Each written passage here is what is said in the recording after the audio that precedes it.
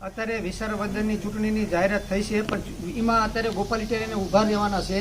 પણ અત્યારે હારે કોંગ્રેસવાળાએ કદું કાઢ્યું છે કે કોંગ્રેસવાળા એમ કહે છે કે અમારે ઉમેદવાર ચૂંટણી લડશે, પણ કોંગ્રેસવાળાની ઉમેદવાર છે ચા અત્યારે. અને કોંગ્રેસવાળા અત્યાર સુધીમાં કોંગ્રેસ તો જાગી જ નથી. તરી વળી તો હું જોતો હોઉં કે કોંગ્રેસના સંસદ સભ્યો તો જો વેચી જતા હોય અને અત્યારે એમ કહેતા હોય કે અમારો ઉમેદવાર લડશે, તમારો ઉમેદવાર ચા લડવાનો છે. અને કોંગ્રેસવાળા એક પણ ઉમેદવારને હાચવી રાખે. અને કોંગ્રેસને તમામ ખેડૂતને કહું છું કે કોંગ્રેસને પણ મત તમે દેતા નહીં, ભાજપને મત દેતા નહીં.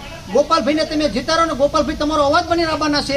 એટલે ગોપાલભાઈ સિવાય કોઈ પણ મત દેવાનું વિચારતા નહીં. તમને લોલીપોક આપે, તમને પ્રેશર કરે, દબાણ કરે તો બધી હાયા રાખવાની, પણ મત ગોપાલ ઇટાલિયાને દેવાના છે. અને ખેડૂતનો નેતા છે અને ખેડૂતનો અવાજ થઈને જ આવવાનો છે અને આવવાનો જીતવાનો છે. એટલે કોંગ્રેસવાળાના ભરમામાં કોઈ આવતા નહીં. અને કોંગ્રેસવાળાને અત્યારે નાનું મગજ છે ને એમણે ડેમેજ થઈ ગયેલું છે.